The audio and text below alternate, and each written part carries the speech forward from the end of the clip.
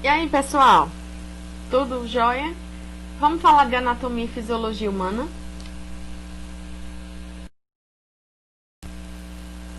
A anatomia ela constitui um dos estudos mais antigos da humanidade e ela, por volta aí de 5 milênios antes de Cristo, né, a gente já começa a ter indícios da anatomia quando os egípcios desenvolveram aquelas técnicas de conservação dos corpos e rudimentares intervenções cirúrgicas. Na Grécia, também a gente via que Hipócrates, conhecido como o pai da medicina, dissecava os corpos em busca de compreensão para os mistérios da vida. Para entender as estruturas e as funções do corpo humano, é importante que a gente estude a ciência da anatomia e da fisiologia. Ora, a anatomia e a fisiologia elas estão juntas. A anatomia, que é cortar em partes, cortar separado, anatomy, refere-se ao estudo de estrutura e das relações entre estas estruturas. Já a fisiologia, do grego physis, né, natureza, função, funcionamento, e logos, que é estudo, lida com as funções das partes do corpo, isto é, elas vão trabalhar, né, com que elas trabalham. A função nunca pode ser separada completamente da estrutura, por isso você aprende sobre o corpo humano estudando anatomia e fisiologia em conjunto. E por que estudar anatomia e fisiologia do corpo humano? Porque ela vai facilitar a comunicação com o corpo clínico do hospital, por exemplo, refere-se a estruturas internas e externas do corpo humano e suas relações, é útil durante o projeto de um equipamento médico e o estudo do funcionamento dessas estruturas é importantíssimo.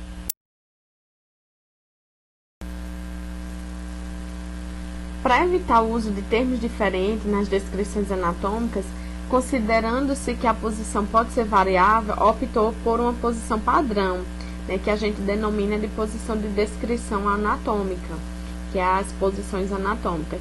Desse modo, os anatomistas, quando eles vão escrever os textos, eles referem-se ao objeto de descrição considerando o indivíduo como se estivesse sempre na posição padronizada. Então, nela o indivíduo está na posição ereta, em pé, posição ortostática ou bíceps, com a face voltada para frente, olhar dirigido para o horizonte, membros superiores estendidos, aplicados ao tronco com a palma das mãos voltadas para frente, membros inferiores unidos com as pontas dos pés dirigidas para frente. Então, a gente tem a proximal distal, vista anterior, vista lateral, que a gente vê a superior e inferior, lateral e medial,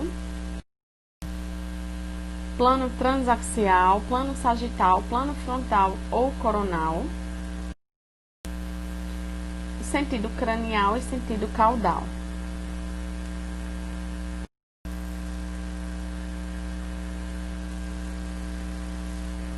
O corpo humano ele é dividido em duas regiões principais, axial e apendicular. A axial refere-se à cabeça, pescoço e tronco, e a apendicular aos membros, às extremidades superiores e inferiores.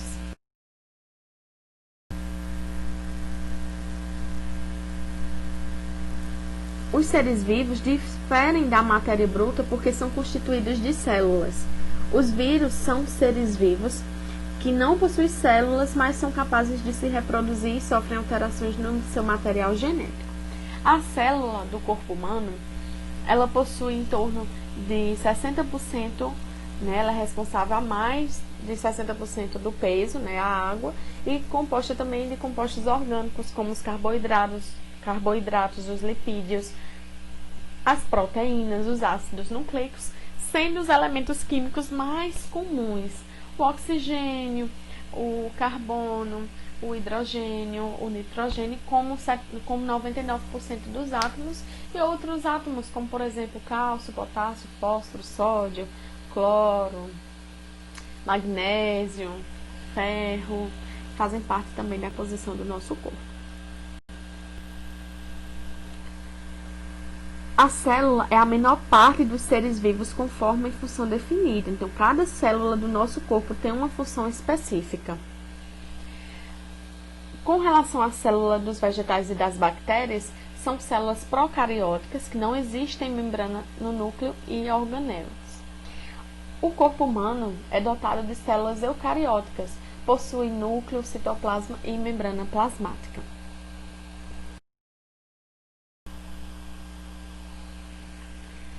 DNA e manifestação dos genes. O cariotipo do humano, ele é diferenciado no seguinte: são 22 pares de cromossomos autossômicos e um par de cromossomos sexuais. Cada cromossomo ele possui milhares de genes que vai conter o código para a produção de uma das formas de RNA, um ribossômico, mensageiro ou de transporte, que é composto de uma sequência de aproximadamente 1 milhão de nucleotídeos. A replicação do DNA ela vai ocorrer durante a divisão celular, visto que o DNA ele fica protegido no núcleo e vai ocorrer ali a transição para o RNA mensageiro, né, que vai sair do núcleo e até o citoplasma. E ali o RNA mensageiro vai se juntar ao ribossomo para começar uma tradução, que é uma síntese de cadeia de polipeptídeos através da combinação de aminoácidos trazidos pelo RNA de transporte.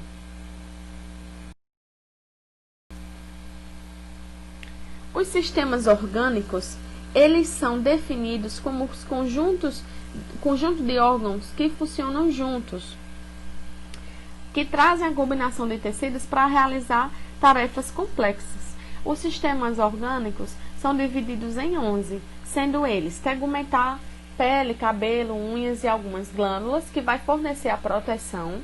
O sistema endócrino, que são as glândulas sem duto, tais como a tireoide e adrenais, que formam aí a questão da secreção de hormônios. O sistema linfático, através das glândulas dos nódulos linfáticos, linfa e vasos linfáticos, que vai desenvolver o processo de excreção dos fluidos, né, do excesso de fluidos e proteínas para o sangue, que vai ajudar a defender o organismo contra infecções. O sistema digestivo, né, composto pelo estômago, intestinos e outros, ingere comida e água, quebrando as moléculas grandes para serem absorvidas nas células e remove os dejetos sólidos. O sistema urinário, por sua vez, composto pelos rins, os ureteres, a bexiga e a uretra, mantém o volume fluido do corpo humano, elimina os resíduos metabólicos e ajuda a regular a pressão sanguínea e também o balanço água, sal e ácido base do corpo humano. Sistema reprodutor humano, composto pelos ovários, as mamas, as células reprodutoras, as glândulas e os dutos acessórios, produz óvulos ou esperma e fornece o mecanismo para a reprodução e a sustentação do embrião.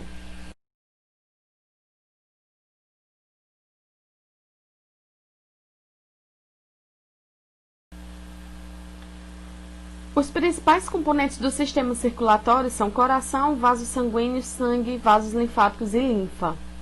Os vasos sanguíneos, por sua vez, são as veias, as artérias, né, que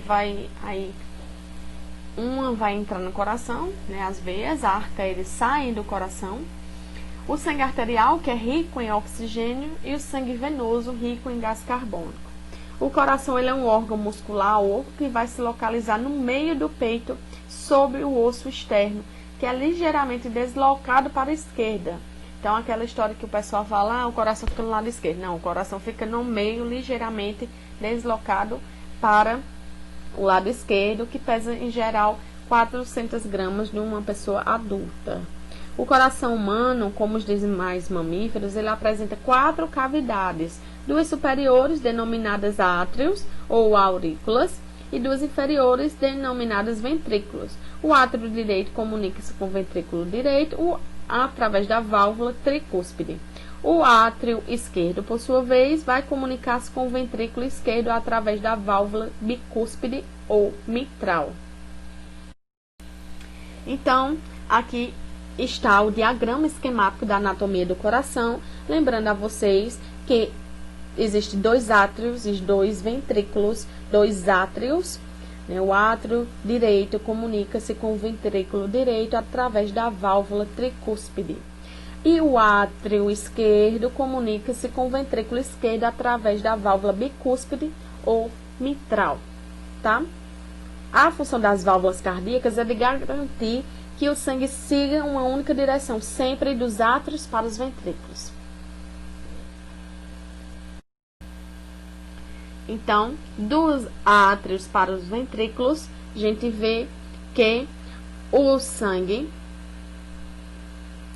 vocês observem, o sangue venoso e o sangue arterial. A circulação sanguínea, ela pode ser definida em dois grandes circuitos, né? Um leva sangue aos pulmões, ele vem da artéria pulmonar para oxigená-lo, e outro leva o sangue oxigenado a todas as células do corpo. Por isso que diz que nossa circulação é dupla. O trajeto coração, né, do ventrículo direito é pulmões e coração, átrio esquerdo. É denominada circulação pulmonar ou pequena circulação. Já o trajeto coração, né, do ventrículo esquerdo para os sistemas corporais e coração é denominada circulação sistêmica ou grande circulação. Circulação pulmonar, ventrículo direito para a artéria pulmonar até os pulmões, depois veias pulmonares e átrio esquerdo. A circulação sistêmica é do ventrículo esquerdo, artéria aorta, sistemas corporais, veias cavas e átrio direito. As artérias principais, né, a artéria é um vaso com paredes espessas que sai do coração, levando sangue para órgãos e tecidos do corpo. Temos as artérias principais, as carótidas, as subclávias, a aorta adjacente, ascendente, perdão, a aorta descendente, coração e as ilíacas. As veias principais, temos as subclávias, as jugulares, cava superior, cava inferior, coração, como vocês observem em relação ao coração, e as ilíacas. O ciclo cardíaco, né? A sístole, que é a contração, versus a diástole, que é o relaxamento. A pressão arterial, né, a gente diz, segundo a Organização Mundial de Saúde, que a pressão arterial, ela normal é de 120 por 80, né, que é a diastólica. E a pressão venosa de 25 e 10, entre 25 e 10, como a pressão normal. E, gente, a gente observa os sons de Korotokov para utilizar aquela medida da pressão arterial, que a gente escuta esses sons e achar o batimento. Não, é os sons de Korotokov, certo? Potencial de ação, a mudança na permeabilidade da membrana plasmática ao sódio leva ao aumento do sódio intra, que esse aumento vai ocasionar uma despolarização, né, que é uma contração, gerando gasto de ATP para a bomba sódio-potássio, infundindo aí na diminuição do sódio intracelular, que aí faz a repolarização, que é o relaxamento. Então, a gente observa o sistema circulatório, os nodos, nodo sinoatrial, nodo atrioventricular, feixe de His e o feixe de Purkinje. É criada uma frente de onda eletroquímica de 1 metro por segundo, gente, perdão, 1 metro por segundo.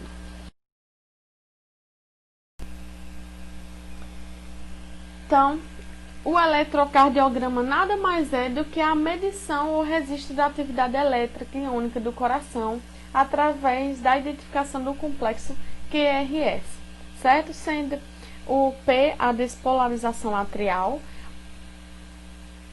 o intervalo QS a despolarização ventricular, o intervalo T a repolarização ventricular e atrial, que é de forma mais mascarada. Eu quero que vocês lembrem que o nódulo sinoatrial, SA, né, ou marca-passo, ou nó sinoatrial, é a região especial do coração que vai controlar a frequência cardíaca. Ele se localiza perto da junção entre o átrio direito e a veia cava superior e também é constituído por um aglomerado de células musculares especializadas. O débito cardíaco, ele segue esta fórmula: débito cardíaco igual ao volume sistólico vezes a frequência cardíaca. O débito cardíaco é o fluxo de sangue bombeado por ventrículo, litros por minuto. O volume sistólico, ele está relacionado ao volume de sangue bombeado em cada ventrículo durante o ciclo cardíaco, onde o volume sistólico é igual ao volume diastólico final menos o volume sistólico final. E a frequência cardíaca é a quantidade de ciclos cardíacos completados em 1 minuto. Batimento por minuto é igual, como vocês sabem. A curva de pressão-volume do coração, ela é medida da seguinte forma: a gente vê a área que é relacionada ao trabalho, do relaxamento, do enchimento rápido, do A ao B, do B ao C a contração isovolumétrica, do C ao D a ejeção e do D ao A voltando para o relaxamento ventricular. Então essa é a curva de pressão, certo? A válvula abre, a válvula fecha, a válvula aórtica abre, a válvula aórtica fecha, e isso ocasiona essa curva.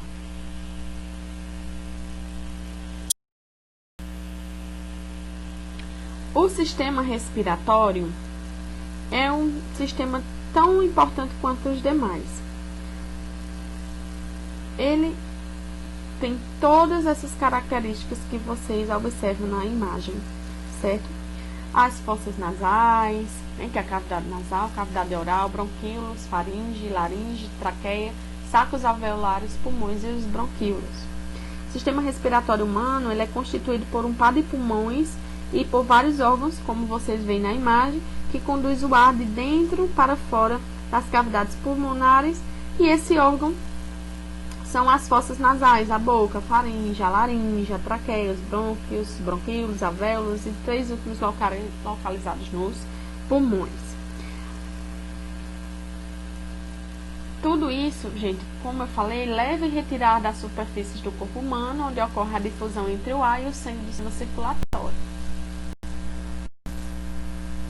As propriedades dos pulmões: complacência, elasticidade e tensão superficial.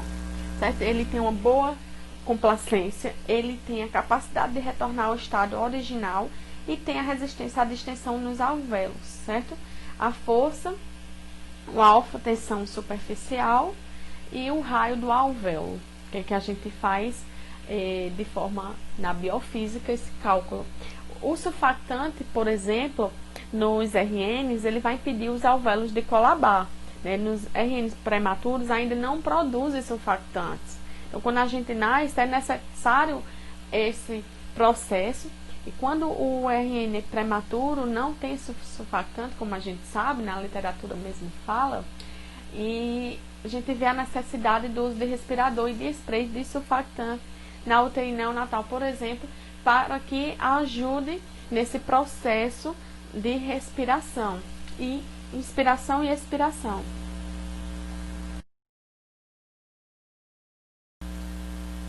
A respiração é um processo mecânico, inspiração e expiração, 15 a 20 respiradas por minuto. Esse tempo, ele varia aí entre 2 vezes de tempo de expiração para inspiração. No adulto, cerca de 350 vezes 10 elevado a 6 alvéolos que possuem nos nossos pulmões, cerca de 60 a 70 metros quadrados. Os respiradores mecânicos, eles causam uma pressão positiva, mas usados hoje em dia. Negativa, tem alguns respiradores extracorpóreos usados em vítima de hipotermia.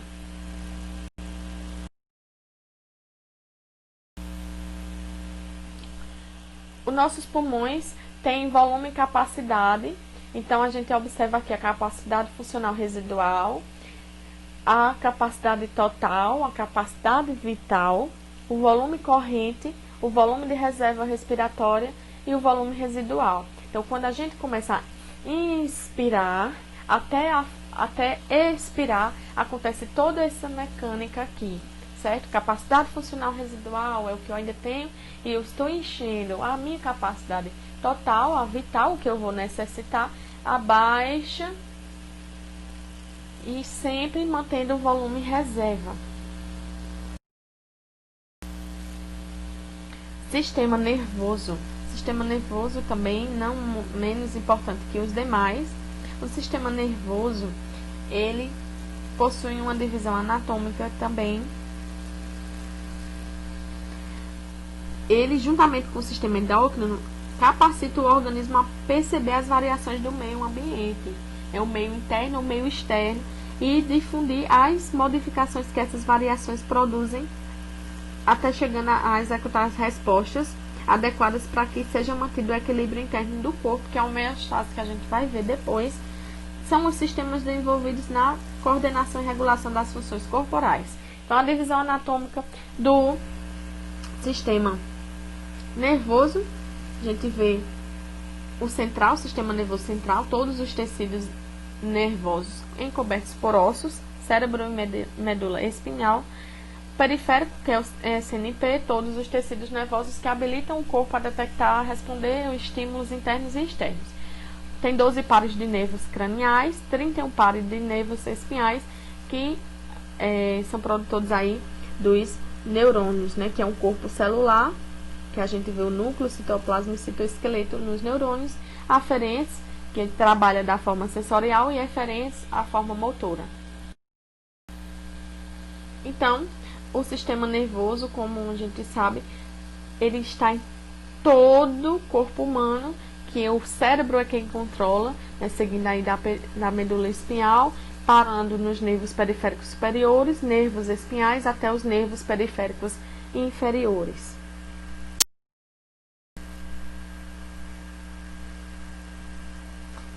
Do sistema nervoso central partem os prolongamentos dos neurônios, formando por feixes chamados nervos, que constituem o sistema nervoso periférico.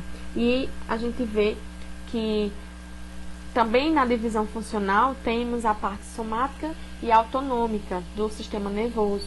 Somático, a gente vê os neurônios sensoriais e motores; autonômicos, a regulação involuntária da musculatura lisa e cardíaca, por exemplo, das glândulas. Sistema simpático, luta ou fuga, né, que é fight or flight. O coração bate mais rápido, mais sangue no cérebro e músculo, menos sangue nas vísceras, na pele, vasos sanguíneos contraídos e mais dilatados. No parasimpático, ele retoma o corpo humano ao estado normal. Então, esses dois sistemas, né, o sistema nervoso simpático, ele é responsável pela luta e pela fuga, né, assim também luta e fuga, e o parasimpático a devolver a normalidade do corpo humano.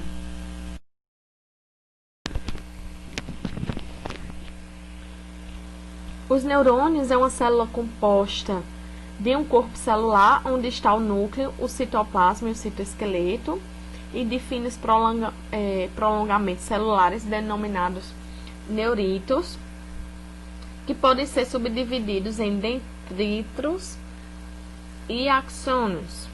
Né? Os dendritos são alongamentos geralmente muito ramificados, e eles vão atuar como receptores de estímulo. Funciona também como antenas, né? Vamos dizer assim, para os neurônios. Os axônios são prolongamentos longos que eles vão atuar como condutor do impulso nervoso. O axônio, ele pode se ramificar, e essas ramificações são chamadas de colaterais. Todo o axônio, ele tem um início, que é o cono de implantação, o meio, que é o axônio propriamente dito, e um fim, que é o terminal axonal ou botão terminal. Esse terminal axonal, ele é o local onde o axônio entra em contato com outros neurônios ou outras células e vai passar a informação através do impulso nervoso para eles. Essa região de passagem, né, do impulso nervoso, a gente chama de sinapse. E o símbolo do neurônio é justamente esse, né, a cabeça com o axônio e os dois filamentos.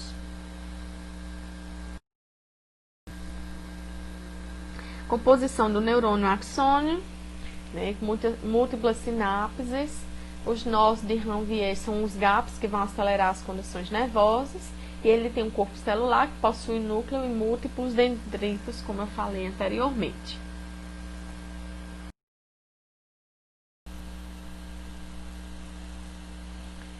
A massa encefálica, ela é a grande massa do tecido nervoso e está subdividida aí em cérebro, diencéfalo e haste cerebral, cerebelo. O cérebro, ele possui dois hemisférios conectados pelo corpo caloso, que são as circunvoluções e os sulcos, que tem uma área total de 2,25 metros quadrados. Divide-se em massa branca, que são os axônios, que levam a ligação do tálamo até o córtex, e a massa cinzenta, que é o córtex propriamente dito, que é onde tem 50 bilhões de neurônios. Contém os lobos, que são as áreas com funções específicas. Aqui vocês observam os lobos cerebrais, que são subdivididos em frontal, parietal, temporal e occipital.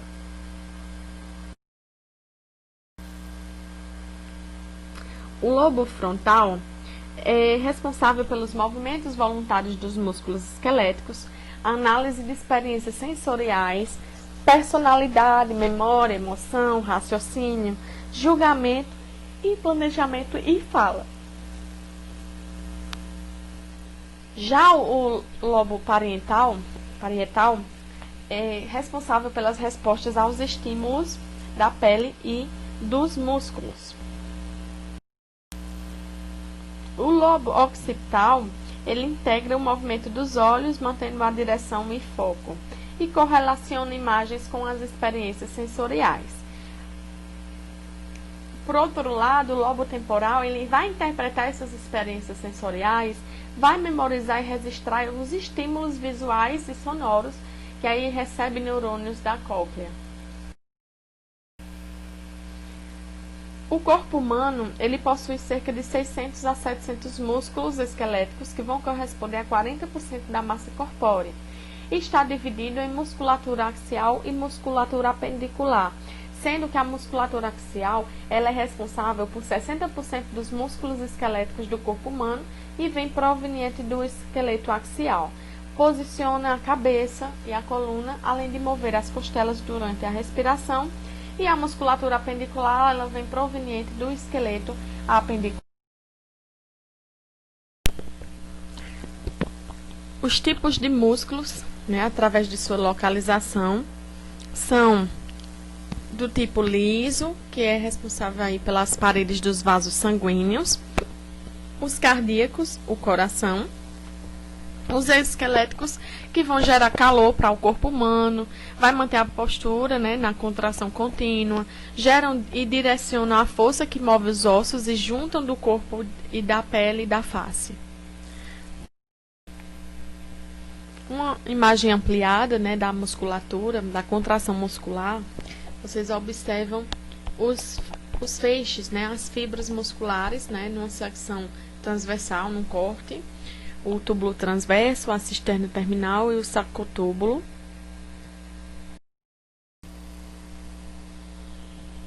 De forma rápida, essas feixes têm cor vermelha, grandes e densas, com bastante reserva de glicogênio e poucas mitocôndrias, que elas levam a rapidez, o tempo de propagação menor que 10 milissegundos e força mais fadiga rápida por conta da pouca ATP.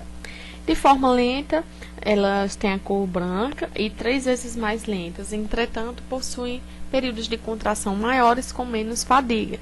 No corpo humano, as fibras musculares são de cor rosa, mistura de fibra rápida e lenta. Então, para melhorar a resistência à fadiga, é necessário fazer um condicionamento físico. A homeostase, como eu tinha falado para vocês lá no início dessa nossa aula, é o processo em que as condições físico-químicas do corpo humano são mantidas em faixas estáveis, sendo elas temperatura, pressão, frequência cardíaca, frequência respiratória, níveis de oxigenação, concentrações iônicas, dentre outras. Então, o mecanismo de biofeedback, ele vai manter a homeostase. Vai receber o estímulo através de um receptor. Esse receptor envia para o integrador, que envia para o efetor, para efetuar o estímulo. Com isso, tem uma resposta. O efetor dá uma resposta para o nosso receptor.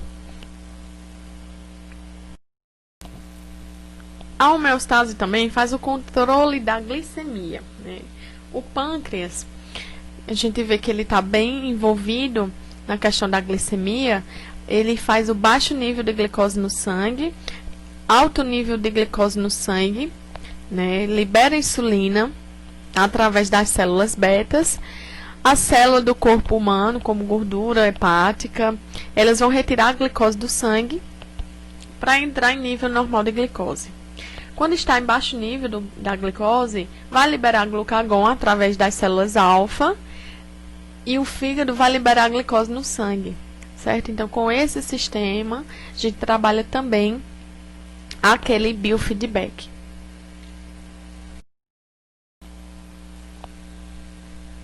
Muito obrigada por você chegar até aqui. Algum questionamento, entre em contato, que eu posso te ajudar, tá bom? Então, muito obrigada por sua atenção. Espero que tenha contribuído com o seu estudo da anatomia e fisiologia humana. Então, tenha ótimos estudos. Até mais!